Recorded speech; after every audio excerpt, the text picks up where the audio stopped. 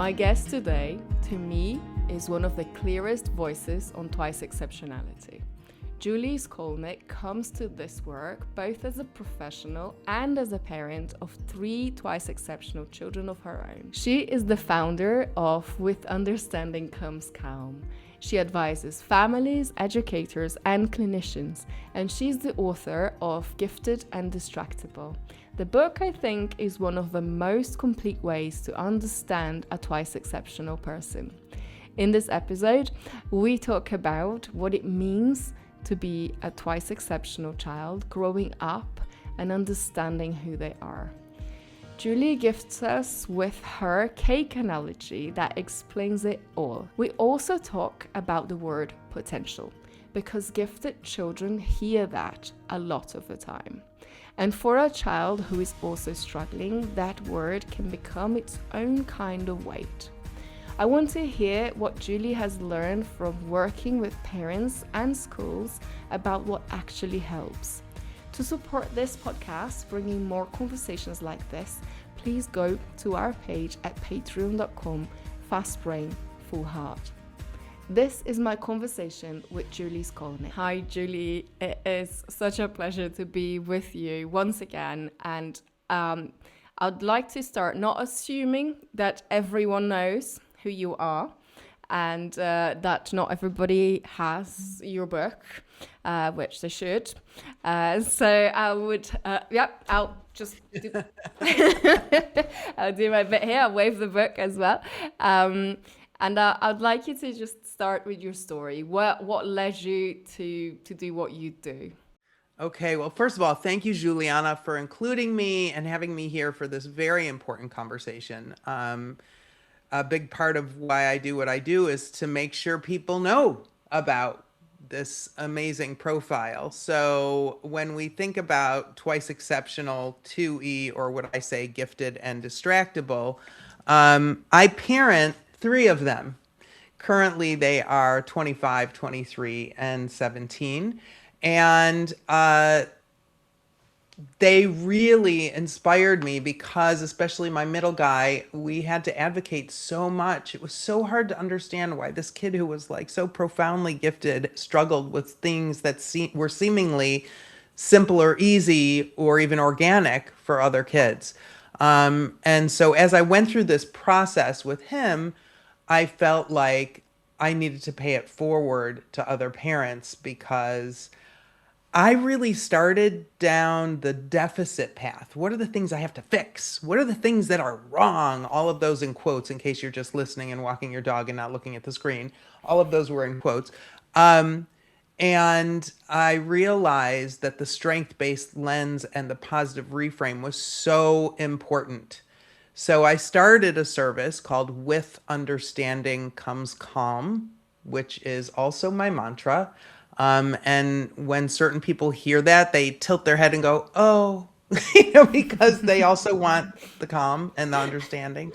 And so my mission really is Do we get to help. The calm part at some point? We definitely get to the calm part. Okay. But it's really important to me for people, parents, educators, clinicians, mental health professionals, and adults of this profile, because we don't outgrow it, to really first deeply understand what's going on. Why are easy things hard and hard things easy in some places, in some situations?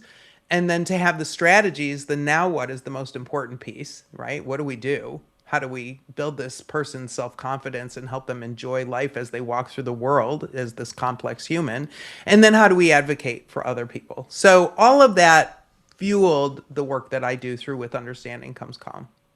That's amazing. And all of that can be found on your website, and we will talk a lot about it a bit later. I wanted to touch on the point of identity and, the difficulties and the barriers that a twice exceptional child or adult may face in understanding their profile.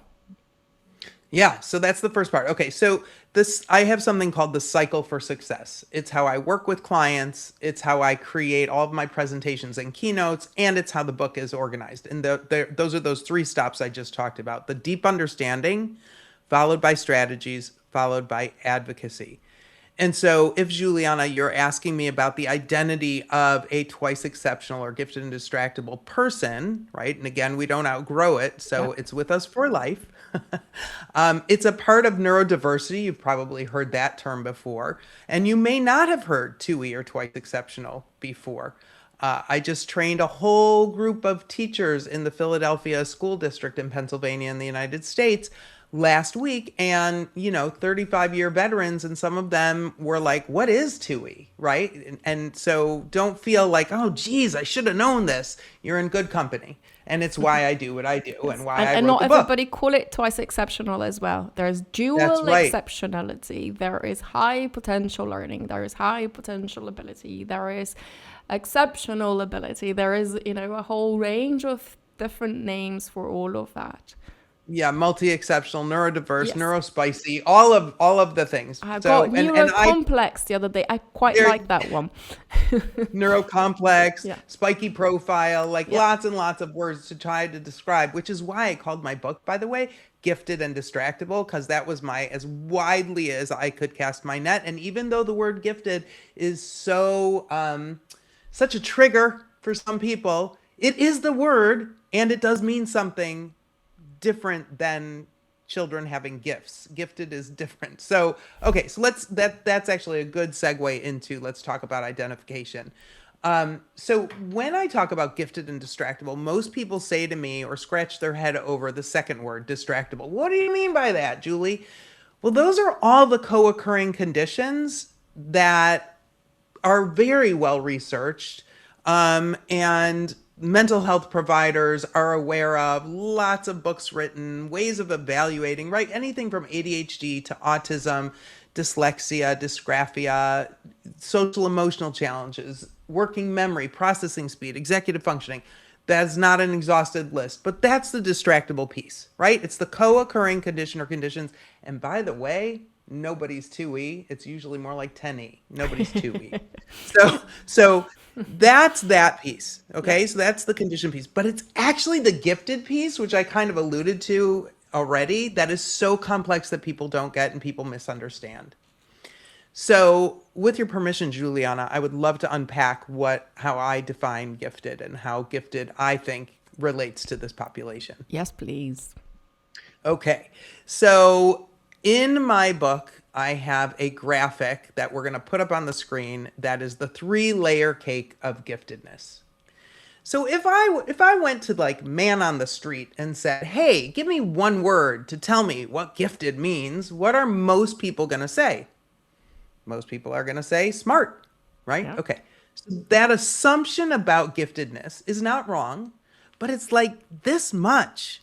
Yeah, look at my fingers if you're not looking at the screen. This much of giftedness. So that's the frosting on the 3-layer cake. It's above, around, and between all the layers, but it's really only this thick. Now we got these 3 honking layers or characteristics. And they are asynchronous development, perfectionism, and intensities, or what's referred to in gifted research and parlance as overexcitabilities or OEs.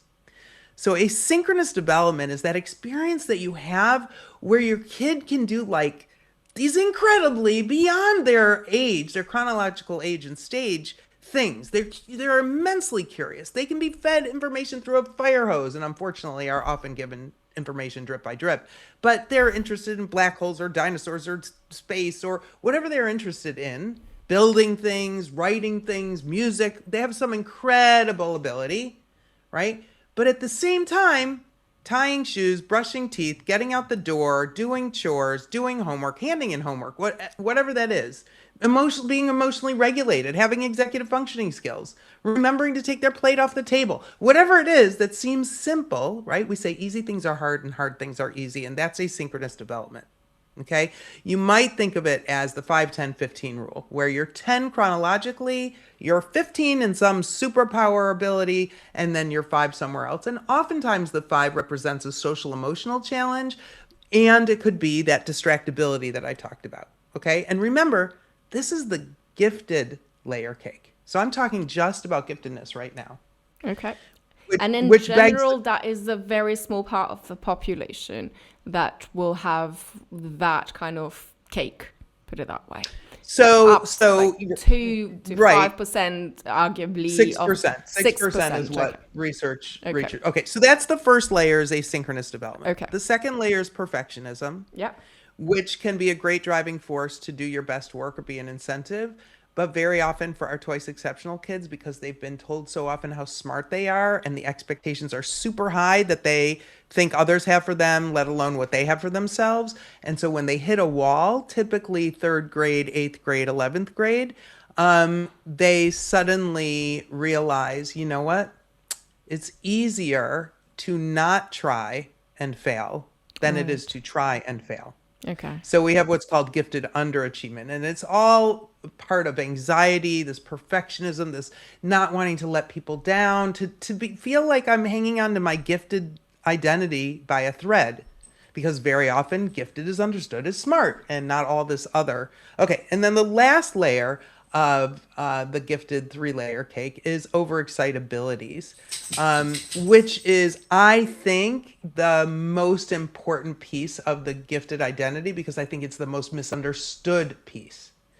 So I've said a whole bunch of words, and there's a lot more to say about overexcitabilities, but I want to pause to ask you, Juliana, how you'd like me to progress, if you want me to unpack the 5 areas of overexcitabilities. I think we can. I think we have time to do that, and it's Okay. such a valuable information to to parents that are landing at this kind of landscape at the moment, but also for parents that have been navigating and trying to kind of put the pieces together of what's happening and all the information that they've been getting from so many places to to hear it in terms of like, this is a framework I can look at and understand. So yes, please Okay. proceed. Awesome. Thank you. Thank you. Okay. So just to review, we've got the frosting or the icing Yes. around the cake, which is that smart assumption, right? There's some superpower Yeah. area, and you can have that superpower in many areas. And then you have this asynchronous development, perfectionism, and overexcitability. So overexcitabilities is a term that was coined by psychologist Kazimierz Dabrowski in the 1970s. And it actually was mistranslated. It should have been super stimulate abilities, which is a much more positive reframe than Yes. overexcitabilities, A which sounds like mouthful. too much. Say that again. It is a mouthful. It is a mouthful, Yes. super stimulate abilities, but it's fun to say. Yes. And, Super. It's and it's almost like a Mary Poppins thing. yeah, I know. That's what I thought too. So Dabrowski identified 5 areas of overexcitabilities: intellectual, emotional, imaginational, sensual or sensory, and psychomotor. And overexcitabilities you can think of as like this physiological way that you take in information and put out information. Like it's very intense. Like you're almost like a huge antenna. Or I tell my kids, like you're like a spy. You notice everything, but then you're also putting out a lot of vibes out there. And so intellectually, again, you can take information through a fire hose, but if you're given information drip by drip, guess what? Boredom and behavior. Right. So then we have emotional overexcitability, where you feel all the feelings. You have such deep empathy. You know what your friends need or want before they know what they need or want. And that's gorgeous, except for that likely you're not going to get the same fulfillment from your friends as you're able to provide for them. So Or then you start to understanding. yeah, right. You start to internalize, you start to self-doubt, right? So remember, think of overexcitabilities as intensities in these 5 areas. So intellectual, emotional, imaginational overexcitability. That's when you have such creativity, you think in pictures and movies and you have to doodle in order to focus. So often, sometimes I'll hear teachers say, well, they never pay attention. This child is always doodling. And I'm like, that's that child trying to pay attention. So let me pause here and say these 5 overexcitabilities have to be understood, nurtured, celebrated, and taken care of for the 2E child or the gifted child to be able to focus or do the thing that the grown-up wants them to do. So intellectually, you've got to be stimulated. Emotionally, you've got to feel safe. Imaginationally, you got to doodle or have your assignments be very creative. And then sensual or sensory overexcitability is like sensory processing differences, where we have sensory seekers and we have sensory avoiders, and we need to dial up or dial down the sensory input. And then psychomotor are people who need to move in order to learn. You cannot sit and face forward. That doesn't help you. Otherwise, you're spending all your energy trying to sit and face forward, and you have nothing left to pay attention. And that is all in the gifted cake, right? That is in the gifted cake. And then on the Twice-Exceptionality profile, you're looking at a gifted cake that comes with, it's not another cake because it's the same cake, but it's a different recipe that also includes that extra 1, 2, or 3 neurodevelopmental condition that would be the ADHD or autism or dyslexia, dyscalculia, and therefore Correct. so on. And then it becomes quite confusing. Well, except if you ask me the question that a teacher asked me last week, which is the first time a teacher asked me this question. I was so excited about it. And she wrote, well, wait a minute. If asynchronous development is a defining characteristic of gifted, aren't all gifted people 2E? So Julie Skolnick would actually say, yes. Not everybody agrees with Julie Skolnick on that point. But here's what I'm going to say. It comes down to your compensation techniques. So if your asynchrony is less pronounced, easier to mask, which may or may not be healthy in the situation, or you're in an environment where it's not so toxic for your asynchrony, then you may be able to come off as just being gifted.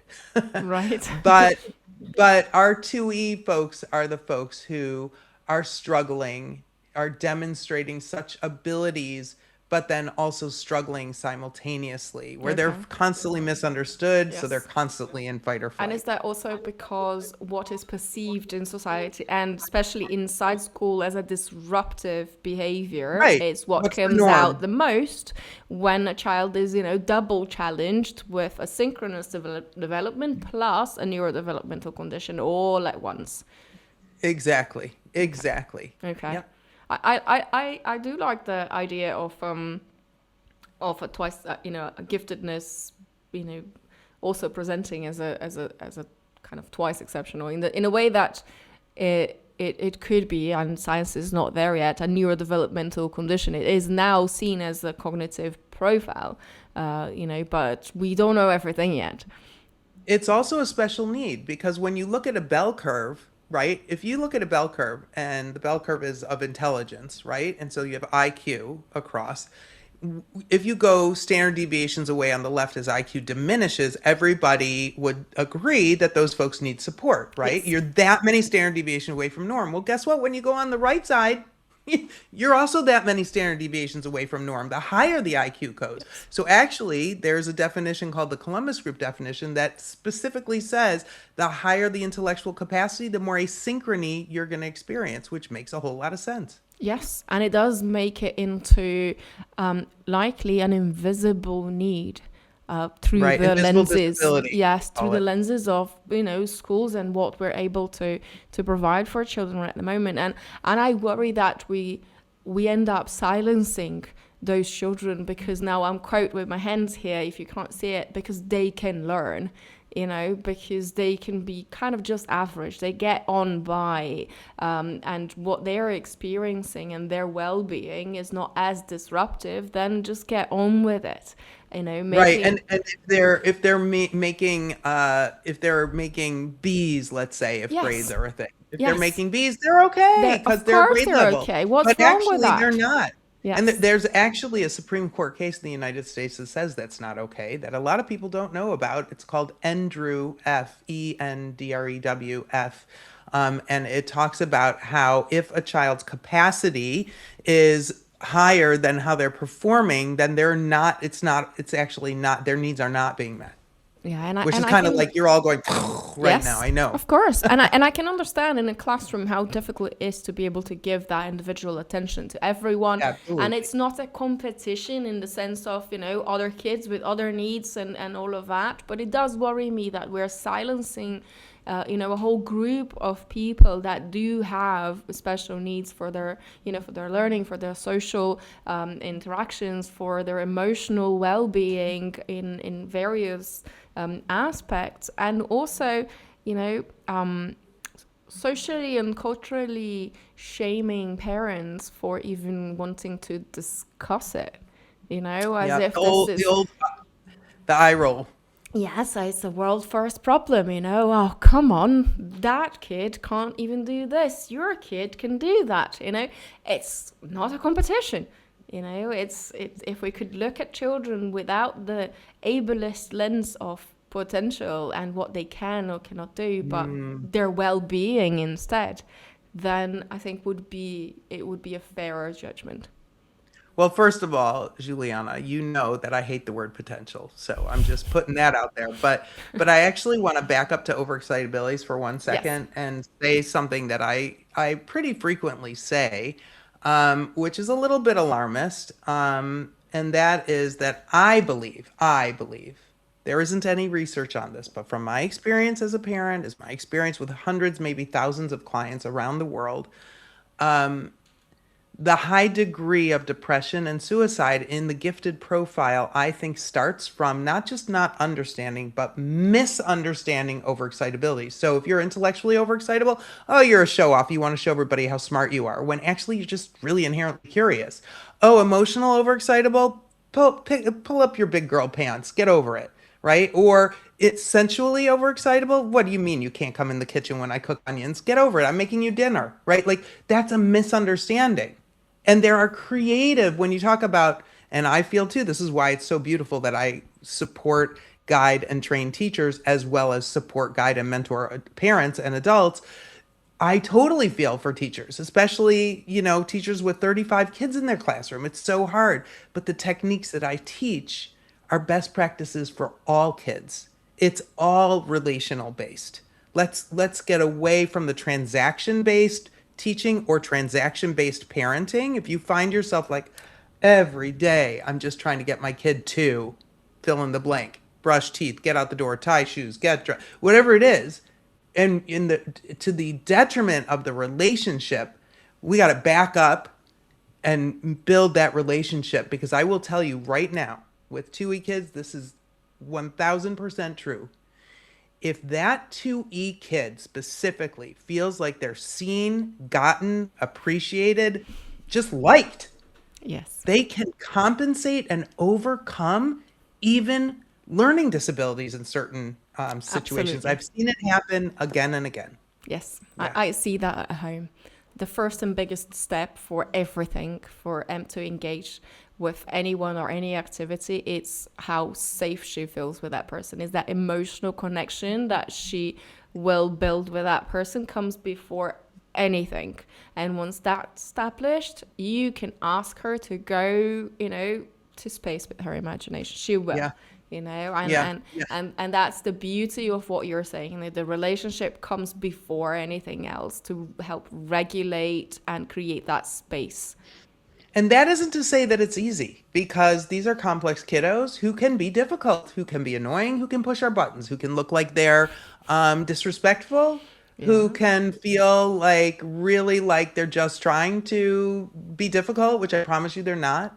And so actually in the book, there are 200 pages of strategies, some of which address the best way to really forge a personal connection with your child. Yes. With that, can you give us a picture of what does a 2E child look like at home, and what do they look like in school? And I think many parents listening to this will go like, "Ha, that's my kid." Yeah. That's what I went through on reading your book. Like, oh my God, does she actually know us? Does she live in my house? So many people email me and say, "Do you live in my house? Do you have a camera in my house?" No, I do not have. I wouldn't even know how to do And that. it But feels so unique because it's so rare to have other parents around you that are going through the same experience with a kid that is similar to yours, that when the book comes and you read through it and you go like, so it's all there and it's happening to all those people as well, so much that Julie, has wrote all of those examples. that is, you take a step back and you go like, okay, let's read this and let's try this because there's something there, Right. And I'm not alone. And by the way, isn't yes. it interesting, Juliana, that you're having that experience? Like, oh my God, I'm not the only parent. And our kids have the same experience. Oh Yeah. my God, I'm not the only one. Yeah. There's a video on my website. If you go to withunderstandingcomescalm.com and you click, and we can link this, I you think I know click what on the video parent. that is. I know Tell you us. know. Tell us. You click on the parent page, the Yes. consulting page, and you go all the way to the bottom of the page. There's a video there on how to talk to your child about being 2E. Yes. And it's very relatable. And I think Juliana could speak to the experience that her Oh child my had when she watched God. it. Em was shouting to the top of her lungs, "It's me! It's me! She knows me, mummy!" Oh, I Plus, you love have that. curly hair. It's all that she can. I am her. No. Yes, my God, mother. It's like All right. So Julie let the me. fairy that lives somewhere inside our house and knows everything. Oh, I love that. Julie the Fairy. That will be my new name. Okay, You're so let me welcome. answer your question. Let me answer your question of what a 2E kid looks like at home and Yes. at school. So at home, let's do different ages. Let's imagine a 6-year-old who's kneeling on the floor before you're going to school. And even if you're homeschooling, totally relevant. And he's trying to tie a shoe and he's talking to you about black holes. And he's telling you all these things about black holes. Or maybe quantum physics, maybe square roots, whatever. And mommy, did you know this about a black hole? And you're like, well, actually, child of mine, no, I had no idea about that information. That seems like you should be 45.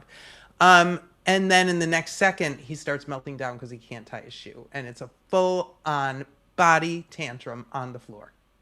So you've got like this 40-year-old next to this 2-year-old in your 6-year-old's body. So that could be something. You could have an adolescent living in your house, and adolescence adds a whole fun I'm layer to not ready twice for that. exceptionality. Yeah, but you're doing stuff now that's going to set you Yes. up, and you're learning all the strategies. Yes. Yes. And you got this moody teenager who's wants nothing to do with you, but then it's the night before something's due, and let's call this person dysgraphic or written expression disorder, executive functioning challenges, and just complete meltdown like he's 10 years old when he's really 16 or 17, and either wants you to do it for him, need you next to him, or just shuts down completely and refuses to do anything. And this is a kiddo who perhaps also just took apart your TV and put it back together, so now it does some other cool thing that you never knew it could do, right? In school, it could be the kiddo who is able to do the math, complicated math, beyond his years. And because I am not a math person, I can't even say an example of math, but there are words like algebra and things. But at the same time cannot memorize math facts, so skips over all of that, and there's this huge gap in learning. Could be the kid who is doing an independent research project on some incredible thing, but if you ask him to stand in line and be sort of self-contained, that doesn't work. Or in a gym class, that doesn't work. Or a sensory avoider who's sitting next to somebody who's sharpening a pencil or doing something, and they, or the lights, or needs sound canceling headphones and can't actually focus unless all of these. It's the kid underneath the table, right? Who's shamed for that, but actually he's like self-preserving.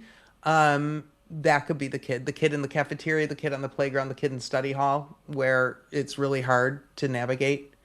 And and then what happens is, unfortunately, kids can be unkind. He doesn't find his group or her group or their group, who really wants more than anything in the world to connect and have a friend, but is so poor at being able to listen, have conversation, read the room, read the facial expressions. The kid let's go back to the home because this is another big one, is at the dinner table, unable to give turns to talk about them, unable to sit, maybe very, very sensitive to foods, brushing teeth. That's like 100% of my clients are like, how do I get my kid to brush their teeth? Very And much so, so. yeah. Yeah. So, that hopefully that gave that caused some aha moments or pinging of, yep, check. Yes. Yeah. Yep. They're all checked. At the end of the day, we want our children to grow up safe, ready for the future, and to have a positive schooling experience that shapes them for life. A school's pastoral care looks after some of the most important parts of a student's life, but it's some of the hardest to show, because behind every student is a parent hoping someone at school really sees their child. Through the Psychoeducation Studio, your students creatively explore the topics that matter and turn that thinking into a real piece of work, matching the school ethos and commitment to their well-being, something the whole school can be proud of. Learn more at julianalax.com. And the worries is that all of that together, it makes it really hard to make friends. It makes it really hard to go through a schooling experience that is, pleasurable, that is enjoyable. It's or actually includes learning. Let's yes. just say that. Oh yes, that as well. But the whole system, that the kids go through, and the things that we expect or that we would want our kids to enjoy and celebrate. Sometimes they will have anxiety, and they will set themselves aside because they can't really deal with the group and with feeling that they are the odd one out, and building that identity, I in my opinion, helps them deal with that, with the differences. By hiding or playing it down, those differences, then we make them not valid. It's like gaslighting something that they know is true.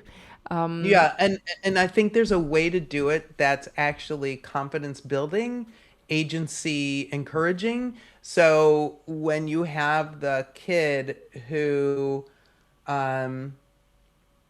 gets derailed because they see a homeless person on the street, and so they either need to go up and talk to that person or whatever, and you're meant to be somewhere, the response is, wow, you really care about humanity. You really, or the kid who, pushes the teacher, pushes back on the teacher because what they are saying doesn't track with the way that they experience the world. Wow, your self-advocacy, it's so important. Truth and justice and rightness are so important to you. It doesn't mean we then don't say, hey, let's talk about a way that is considered more appropriate for a child to speak to a grown-up. And by the way, that's going to serve you because the person will be more readily available to listen to you, right? Giving them the context and the why is so important. In fact, can I give an example, Juliana? Yes, it might yes. be in the book. So my very first client ever, 12 years ago, had at the time a 14-year-old who's married, by the way, now, but he was 14 at the time. And he was this jock, which is not typical. He's very athletic, not typical for 2E kids, but he was. He was dyslexic, identified with ADHD, highly gifted. He was dysgraphic, and he was in English class. And the mom and I were meeting, and she said, oh my God, you will not believe what happened. The head of school called me and said, your child ran out of the room, out of his English class. He just got up and ran out of the room. Like, that's so dangerous. What is he role modeling? What's going to happen? He could get hurt. What do we do about it? We think he should be suspended. And mom said, what do I do? And I said, well, the first thing you do is when you go home, you go up to your son and you give him a high five. She was like, wait, what? And I was like, well, let's think about this. By the way, I didn't mention he was also this 14-year-old adolescent who was becoming kind of moody and angry. Yep. Let's talk about what he didn't do. Did he have a tantrum in the classroom? Did he throw anything, break anything, say anything inappropriate? and let's assess what we know. He is a dyslexic, dysgraphic, written expression disorder child who's the big man on campus athlete, and he's in his area of weakness in English class. He realized fight or flight. Fight is not a good plan. I got to get myself out of this situation. Now, do we have to go back and talk about what is more of an adaptive way of dealing with that as opposed to, running out and making all the grown-ups upset? Yeah, we do. But bottom line, the kid was self-aware and he knew, you know what, if I don't get out of here, I'm going to do something way worse. And so he removed himself from the situation. And we have to celebrate that because our 2E kids maladaptively react to toxic environments, which includes people misunderstanding them. So we have to first name and validate and acknowledge what's happening for them, because then they can get out of their amygdala, their primitive brain, their feeling brain, and get into the prefrontal cortex and problem solve with you. But until you do, it's another bell curve. Look at the rage bell curve. I always talk about the top of the rage bell curve, but we can put that up on the screen too. The top of the rage bell curve, that's when everybody tries to address the issue, right? When the behavior is happening. When is the worst time to address an issue?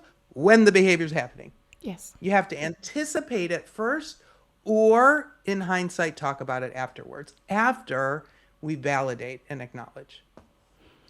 That is very insightful, and with the example, it's very easy to understand. His choice was actually very positive, and it's a gap in skill that needs to be addressed. But he didn't hurt anyone. He didn't do anything that was dangerous or wrong, or disrespectful or inappropriate. So that is important, And one of the examples you mentioned, it reminded me of a little story. Not to go talk to a homeless person, but my kid was observing a busker playing guitar, and it was quite lonely. Nobody was giving him, any attention. There was no money on his bucket. And she felt for that. She was like, oh, mommy, don't you think that having a kid with him would improve his chances of getting any attention? And I thought, yeah, maybe, I always meet her ideas with yeah, all right, talk more about it. I think, it could work. And the idea came because she thinks that having a dog, which is quite a common scene, a busker and a dog, is, a lot more attractive. So there was no dog available. She thought the next good thing, it's a child. And she asked, can I go help him?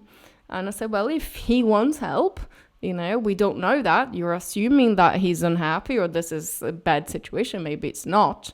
So I challenged her assumptions, and she went there and asked him, can I join you? And this is a kid that, she wasn't singing. She asked for a little thing to kind of tap and make some noise. Percussion. Yes. Yeah.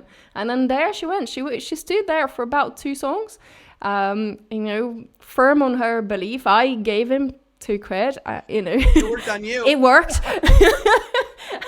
Just as a thank you for allowing her to into his concert, and it did kind of get some people attention, at least people stopping and enjoying the music a little bit more, because she was enjoying the music, dancing and doing her little thing there. So that urge, I think, to not only understand the world deeply, but to interact with the world, and sometimes that interaction can be so unusual for their age, that it's met with that kind of, that's weird, instead of a curious empathy. Yes. Right. And actually, from the parenting perspective, Juliana, I'll tell you, and I always say this, it never expires. So today, tomorrow, next week, next year, you could say, you know what, I was reflecting on that time that you went up to the busker. And you can say, you know what I actually noticed and never talked to you about is how you asked me if it was okay. You recognize that was something important to ask me if it was safe. Right. Because I never think thought about about that. Yes. what's the behavior I'm always saying, what is the behavior we want to encourage? I mean, you could imagine an impulsive kid could just run off and do it. And that might not be safe. And so every time there's something that you can notice, it's really important to do that. It builds their, first of all, I always say this, that our 2E kids hear, why won't you? Why can't you? When will you? Why don't you? That's the song they hear. So whenever we can notice what I call noticing verbs or efforts, it's huge to build self-confidence. So what I heard when you said that was, wow, that's so great that she asked you. She knew to ask you, and she knew to ask you partially because she knew you weren't going to say no, or that you would listen to her, which is something you built in your personal connection, which is beautiful. Yes, I have said no many times to many things, but for some things like this, they're harmless and there's so much learning. I find it that it's a great chance to see her also experiencing the world through her needs, through her wishes, which is brilliant. But I have had to stop the car in the middle of nowhere to save a pheasant that had been partially hit by a car because she could not, bear the idea of just driving through. Staunchly within the emotional overexcitability realm, which is beautiful and important for all kids, but especially girls, to help them understand that this is a superpower and that they are going to be an amazing friend to people, and that just because other friends don't pick up on as much as they pick up, it doesn't reflect something wrong with you. It doesn't reflect something wrong with them. You're just different. You have to be aware of that. Because that, I'm going to guess, she has a very strong sense of justness, rightness versus wrong, right? And not everybody has that. And we have to understand, otherwise we start to have the negative, we have the negative self-affect all the time too, we kids. That's what we want to prevent, is that negative self-talk. So on that note, can you please walk us through a little bit more about what people could expect when they get your book, that they should get your book? I am the one saying that. And so what's in there for parents or twice exceptional people in your book and your website and the webinars? How can they get in touch with you and to enjoy all of that pool of knowledge and experience that you bring to Twice-Exceptionality? Well, thank you, Juliana, for asking. So the book is really a labor of love.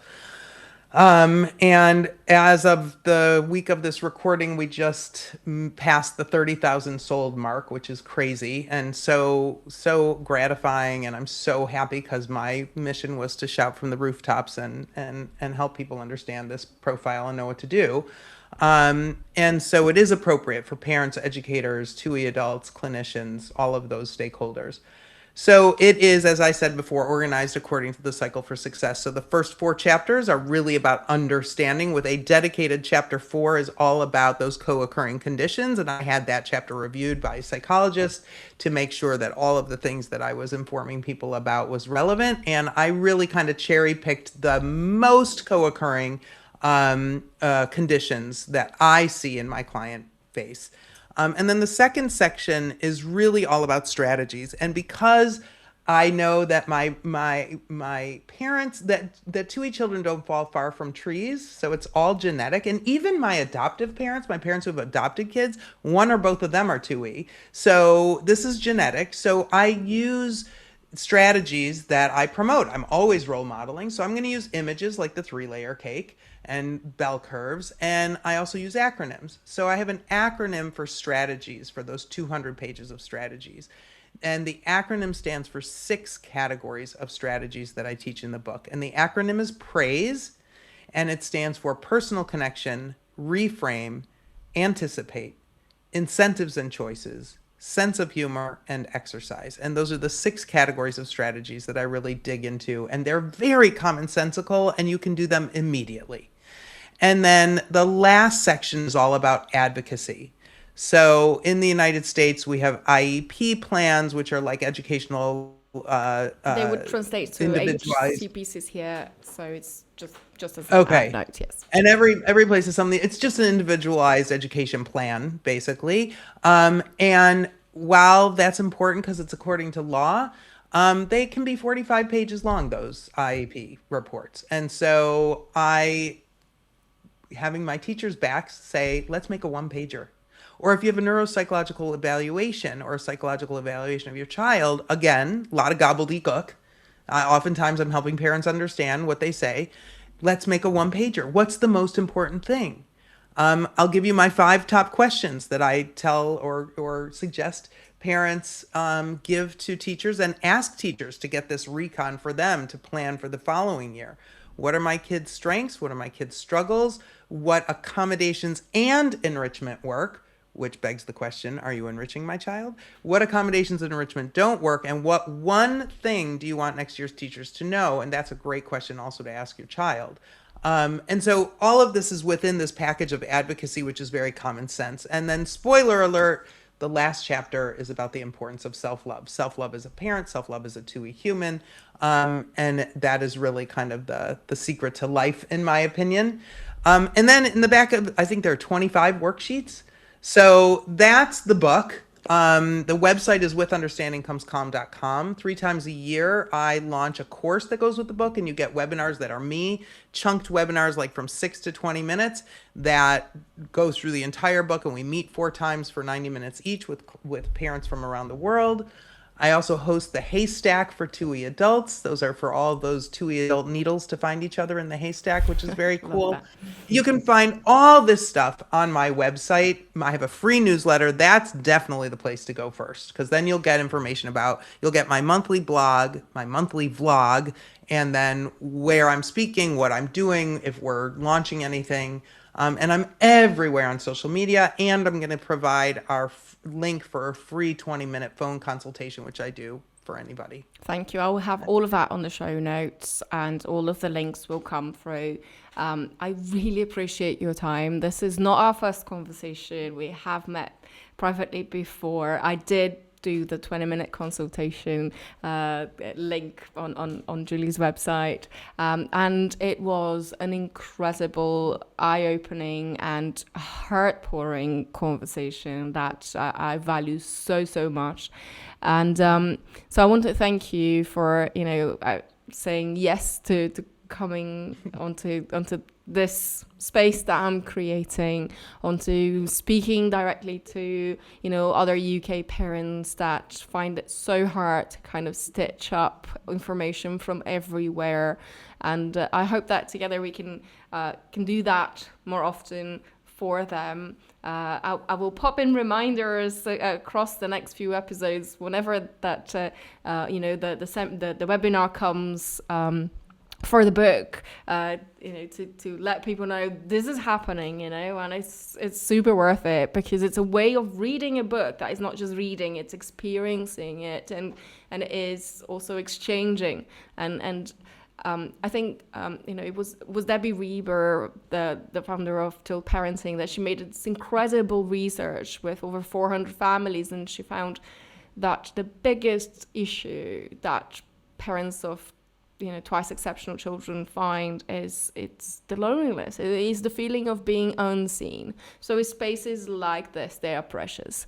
Spaces like this, they are protective of mental health. They are protective of well-being. They are protective of the next generation that is coming forwards, and will have better language. And God willing, it increases the self-love for Yes. parents, because it's parents, the loneliness of parents, the loneliness of 2E kids. And by the way, guys, Juliana and I started the same because of our own 2E kids. Yes. So when you're feeling like, oh, I can't advocate, and it is hard, it is really important to have people around you who understand and support you, and where you feel like you can do what you think in your mama or papa bear self that you need to do. And you don't need to be the specialist to start. You don't need to Right. do anything. You can just reach out to them, and they will very likely come through, as I have seen this over and over again. So Thank you, Julie. I know you've got a webinar to go through to now, and we will speak again soon. Thank you, Juliana. Bye, everybody. Bye. Thank you, Julie. Your ability to put things we see and feel into words is something else. This conversation is a psychoeducation lesson of how to explain something so complex in a way that is truly accessible. There are so many takeaways from our conversation, but the cake explanation is one of the most comprehensive ways I have heard of looking at this neurocomplex profile. Your brain is so fast and your heart is so full and generous. I can see why I'm drawn to you. And I can also see why my daughter jumped up and down watching your video about twice exceptional kids. For anyone who wants to learn more about Julie, all the links will be on the episode description. From booking a 20-minute call to joining her webinars and newsletter. Thank you for listening to our conversation. I would love if you could comment and let me know what you thought of this episode. Rating also helps. Please remember to subscribe or follow as I learn and discuss more about giftedness, twice-exceptionality, neurodivergent family life, and educational systems. If you'd like to share your story or learn more about me, visit julianalax.com. Ciao. See you next time.